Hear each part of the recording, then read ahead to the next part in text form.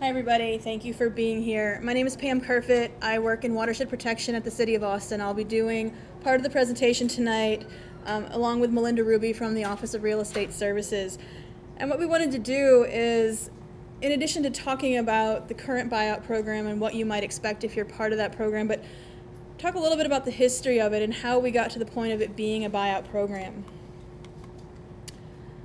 So if you've lived in the area for a while, I'm sure you already know that back in 1998, the City of Austin asked the Army Corps of Engineers to partner with us to study both parts of Onion Creek and Williamson Creek to evaluate the flood hazards that existed and to help us come up with solutions to try to solve them.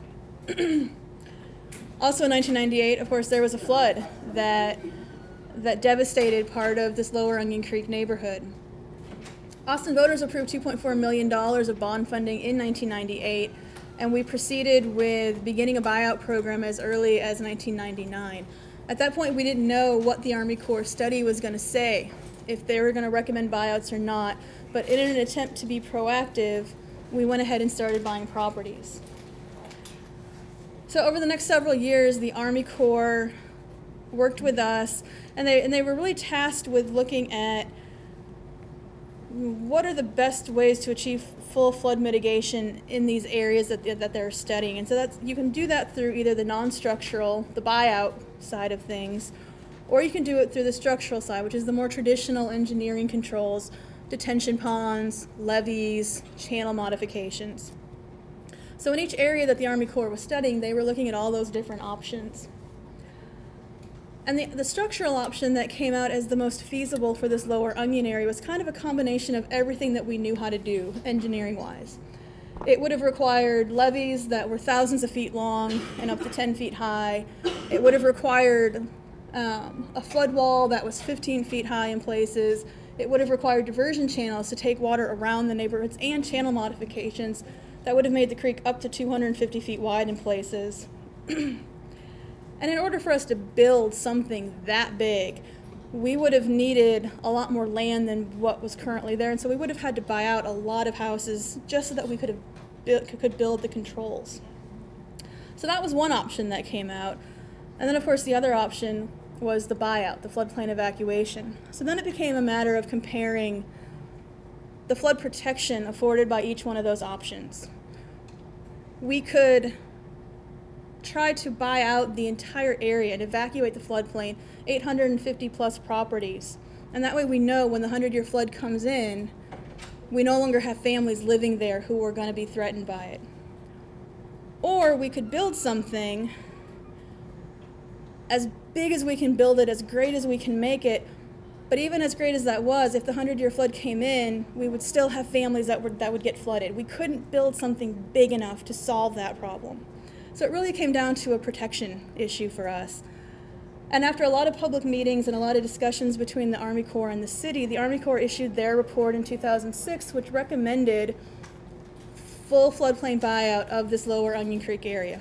There were different solutions recommended for different areas that they had studied, but for lower Onion, the buyout really was the full protection option. And of course, the Army Corps had acknowledged, as the city had, that we have over 800 properties that are at risk. But what the Army Corps wanted to do, following up on their study, was they wanted to continue to partner with us to help us buy some of those properties. Now, they couldn't partner with us to buy all of them, but they identified 483 properties that were at the highest risk of flooding, and they said they wanted to partner with us to do those. So, while the Corps was doing their study, I said we approved bond money in 1998, started doing buyouts in 1999. We continued to buy properties while the Army Corps was doing their study. We applied for a FEMA grant the same year that the Army Corps finished their study, tried to leverage our funding with federal funding so that we could do more buyouts. We got that grant and we did 114 buyouts with FEMA's help between 2006 and 2008. The Army Corps finished their study in 2006. They recommended the buyouts. We had been buying out the highest risk properties, so it coincided with what they were interested in helping us with anyway. But unfortunately, even though they had finished the study, they had recommended buyouts, Congress had approved the project and said, yes, we think this buyout is a great project. Congress hadn't given the Army Corps any funding for the project. Every year, starting in 2007, the Army Corps would ask in their budget, they would ask for funding, and unfortunately every year it was getting cut. So the city was moving forward, doing what we could, applying for grants. We had a bond election in 2008, some of you will remember. A lot of that money went towards these buyouts, just wanting to keep it moving forward while we were waiting for the Army Corps to be able to come in and fulfill their partnership with us. So back at the time of the flood, we had already acquired 323 properties of the 483 that the Army Corps had identified as being at the highest risk level.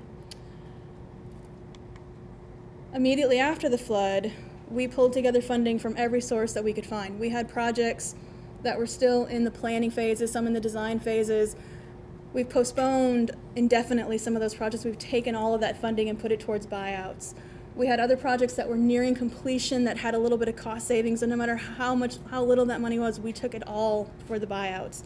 So we were able to put together almost $20 million right after the flood so that we could expedite with what we call the recovery buyout program. We were able to have funding to offer buyouts to 116 of the 160 properties that still remained in that Army Corps project area. We have made offers to 114 of those 116 properties, and we're off by one on there. As of today, we've closed on 92 of them. So we're making really good progress in that area, but of course the need is still really great beyond that area.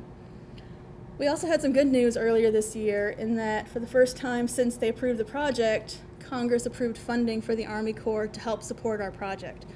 I said that the Army Corps was looking at just, not just Lower Onion, but other areas of Onion and Williamson. Well, one of those partnerships was with Travis County. And so the money that got approved, the $11.8 million this year, is to be shared between Travis County and the City of Austin. So we're working through the final details of what that partnership agreement looks like, exactly how much funding the city will get, but our share of that funding will go towards the remainder of the properties that are in the Army Corps project area. And because we've overspent, we've been spending so aggressively on it, we're hoping that we'll get the money pretty quickly just as a reimbursement. So that leaves us then with everything outside of the Army Corps area. 370, give or take, properties that are still at risk of flooding in the 100-year event that have always been part of our larger goal for floodplain evacuation. Some of you are aware that a couple weeks ago at Council, $35.5 million of certificates of obligation were approved for us to expand the buyout program. We've now added 140 properties of the 371 that are still at risk. If you know that your property is part of that 140, I would ask before you leave today to go visit our buyout table in the cafeteria to sign up for your appointment. If you're not sure if you're in the 140, please, we have a map up at the front. Please come see me when we're done, and we'll help you figure out if you're on the list or not. For those of you who aren't on that list yet, I want to reiterate that the list of 140 is not everybody who's at risk, and we know that, and we're still looking for funding for everybody. Our next chance for funding is with this next fiscal year's budget. We have a budget request going before Council to ask for approximately $60 million so that we can have funding for everybody. The budget hearings are in August. The 21st and the 28th, I think, are the dates for it. They're open to the public. If you are in support of us getting the funding for this, I encourage you to go and let your voice be heard. There's also a way through the city's website that you can email all the council members and just let them know if you'd like them to approve this or not. It's a lot of money, and we don't know what they're going to say. They could say yes.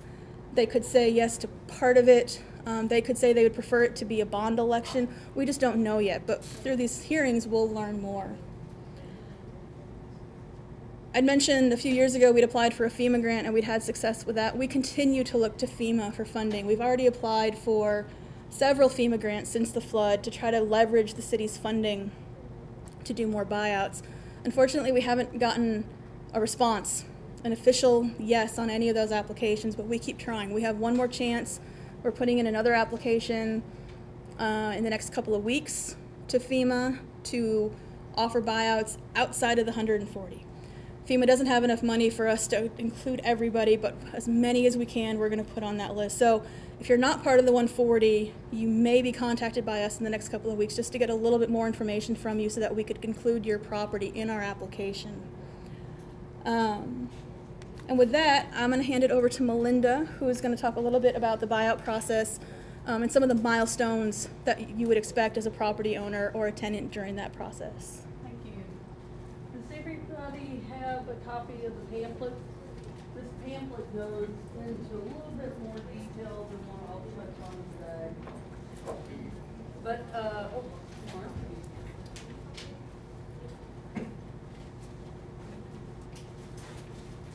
And there's more. Again, my name is Melinda Ruby, and I'm a program manager for the Buyout program. And as Pam was talking about, we're going to touch on just the steps. Melinda, real quick, I need you to just hand over here so you get picked up in the microphone. Okay. I'm going to touch on the process for the 140, but it's going to be the same for any of the future buyouts as well. So in the auditorium, we have a staff set up at a booth who are taking down meeting times for the folks that are located in the 140 property buyout. If you're uncertain if you're in that group, at their table they have all the addresses, but we also have them on the maps here and here. We can go over those with you later. So at these individual meetings that you'll set up, and they will take place in the month of August, we'd like you to allot a couple of hours of time just to make sure that we gain as much information from you about your property, your living situation, as well as to go over in detail of what the acquisition and relocation process is like for you and how it will affect you. Because property owner relocation is different for owner-occupants as it is for landlords who own the property, and as well as tenant relocation. Right now, we're not setting up meetings with the tenants. We are trying to gain the acquisition of the property first and get an agreement with the landlords to later then come in and tell you what your relocation benefits would be like as a tenant occupant. So we're setting up meetings with owner occupants as well as landlord owners. In these meetings, we will also set up a time for the owners to meet with the appraisers. The appraisers will walk through the property and look at all the different attributes of your property with you. So it's important at those meetings that you attend, you take the time to point out any attributes that, you know, if you put in new flooring, new AC, new roof, that's a good time to give that input to the appraiser. If you're unable to make that meeting, if you could send a representative to meet with the appraiser, it would be good, because we want to make sure that you get as much input into the process as possible. So those appraisals, from the time of meeting and inspecting your property, it will take between 45, 60 days. We're hoping to get the appraisals back into our office, and probably a couple more weeks for us to get together the acquisition and the relocation offers. The acquisition offer will be based on the appraisal, and we will provide you with a copy of that appraisal. The relocation offers are based on your situation and your current home, as well as the acquisition of a home in the Austin area. So it will be based on the real estate market at that time of making the offer. So owner occupants, it would be based on purchasing a replacement home. Landlords get benefits a little bit different. It would be reestablishment to put repairs into another landlord home. Tenant occupants, We will approach the tenants after we make, have an executed contract with the landlord, and tenant occupants are treated pretty much the same as we will make an offer based on something comparable in the area to rent, and also to look at income. A lot of different things are taken into consideration. At closing of the property, which usually depending on the situation of your title, the title to your property, if you have clear title, hopefully we can close your transaction within 45 to 60 days, but it could take longer depending if there are title issues that we can help and assist you with working through. Just like it's with any other real estate transaction, the home has to be vacant on the date of closing, meaning the day that you sell it to the city, the home has to be vacant. However, for your replacement or your relocation offer, we can set up and try and work with you to do a simultaneous purchase of a replacement home so that you could sell your property to the city in the morning, say, and purchase a replacement home in the afternoon. However, you don't have to set it up that way. You could take up to a year from the date of the closing to claim your relocation benefits, and that would be the same for a tenant occupant, owner occupant, or a landlord business as well. As with all the other things that go into going through this process, excuse me, the city is also responsible for testing the homes for asbestos, as well as abating the asbestos and eventually demolishing the home. Where possible, the city would like to try and expedite the demolition of the home and cut through some of the processes as quickly as possible. If the owner would let us in to go ahead and test for asbestos so we can get through that one step prior to closing, that's helpful. However, we understand some people would rather wait till we purchase the home to actually go in and test for the asbestos. But this is just another way you could help with allowing us to get those houses demolished as quickly as possible.